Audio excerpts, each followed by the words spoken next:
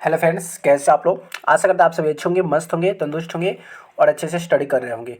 तो चलिए फ्रेंड्स, आज हम इस वीडियो में कराने वाले हैं क्लास 10th हिस्ट्री, जिसका पहला टॉपिक है यूरोप में राष्ट्रवाद। इसमें जितने भी कराएंगे मोस्ट इंपोर्टेंट क्वेश्चन जितने भी होते हैं, क्वेश्चन आंसर होते हैं बुक के, सभी हम कराएंगे। वो लघु उत्तरीय हो, दीर्घ उत्तरीय हो, या भरने वाले हों या मिलान करने वाले हों, सभी क्वेश्चन का आंसर का सॉल्यूशन जो होता है आपको इस वीडियो में देखने को मिलेंगे।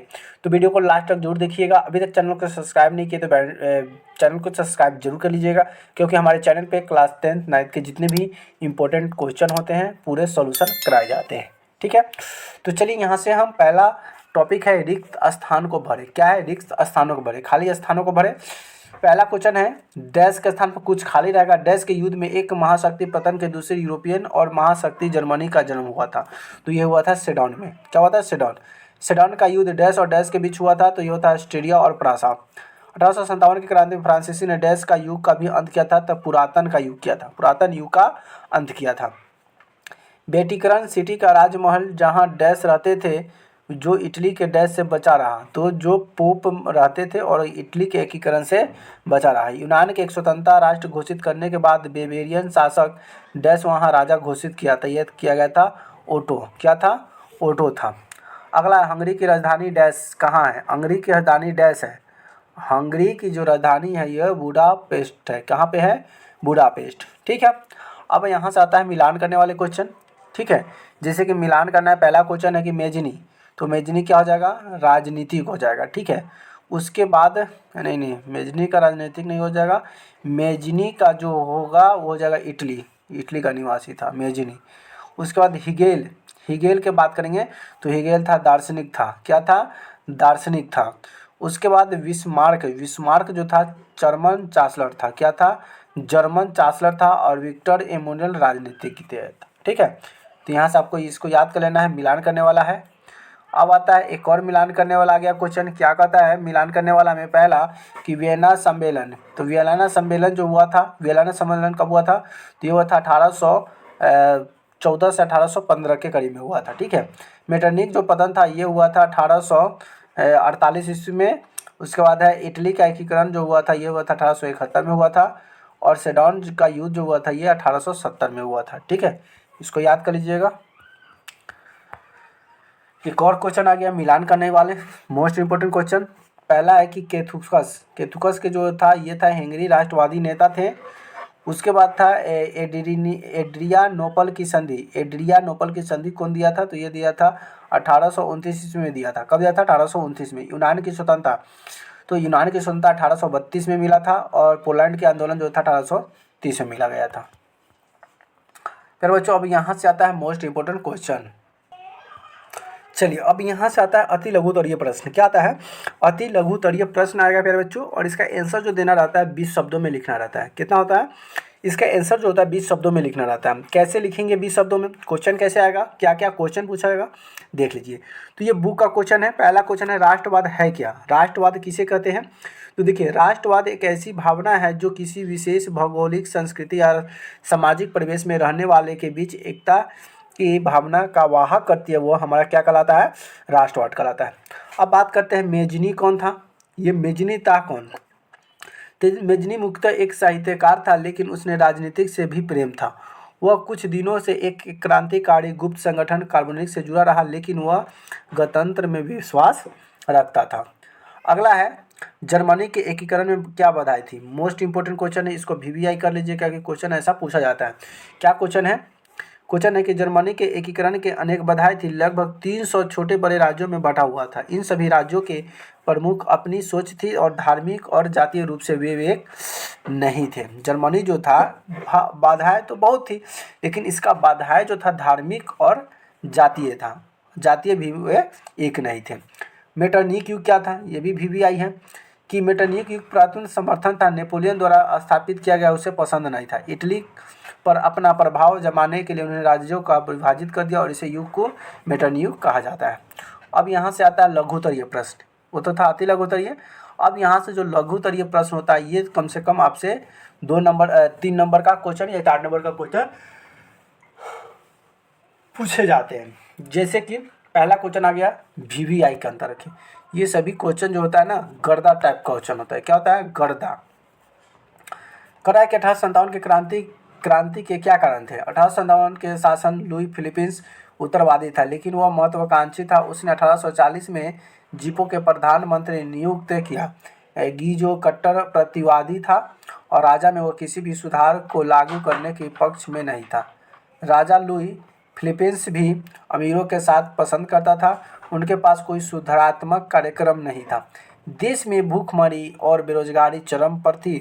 फलतः सुधारवादी सुवंत रहने लगे और 1848 में फ्रांसीसी क्रांति में यह सब भी कारण थे। 1857 की प्रमुख क्रांति याद रहेगा।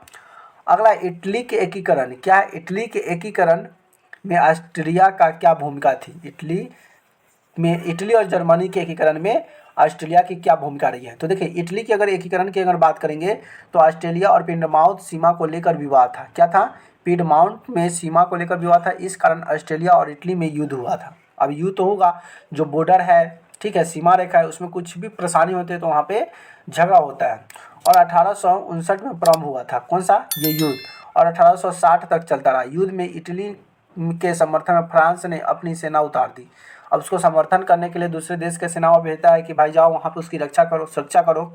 ऑस्ट्रेलिया सेना बुरी तरह से परास्त हुआ। फलतः ऑस्ट्रेलिया ने बड़े राज्य लोम्बार्डाई और पिम्बराई को अधिकार हो जाने से इटली एक बड़े राज्य के रूप में सामने आ खड़ा हुआ। काबुल मध्य तथा उत्तरी इटली में मिलाना चाहता था। इतना ही नहीं, रोम पर छोड़ संपूर्ण इटली के एकीकरण में काबुल को सफलता मिली और ऑस्ट्रेलिया को चुप बैठ जाना पड़ा। अब जर्मनी का एकीकरण था, वह इटली का था और ये जर्मनी का है। तो 1806 में नेपोलियन बोनापार्ट ने जर्मनी को जीतकर राइन राज्य के गठन किया। इसी प्रकार जर्मनवादी और राष्ट्रवादी में भावना बढ़ने लगी। दक्षिण एशिया और एकीकरण के विरोध थे। जर्मनी के विरोधरोहन से स्थिति पैदा होने लगी, जिससे ऑस्ट्रेलिया और प्रशासक से मिलकर दबाव बना दिया।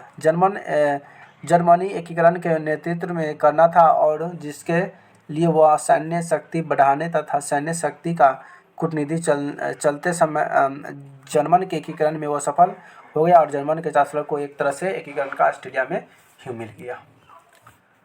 अब यहाँ से आता है यूरोप में राष्ट्रवाद को फैलने पर नेपोलियन ने बोनापार्ट को किस तरह सहायता किया? नेपोलियन बोनापार्ट ने सहायता किया जब यूरोप में राष्ट्रवाद की सीमा जो फैलने लगा था। नेपोलियन बोनापार्ट ने जो जर्मनी में और इटली में राष्ट्रीयता की स्थापना में मदद पहुंचाई, बल्कि संपूर्ण यूरोप देश में राष्ट्रीय को लेकर उथल पुथल आरंभ हो गया।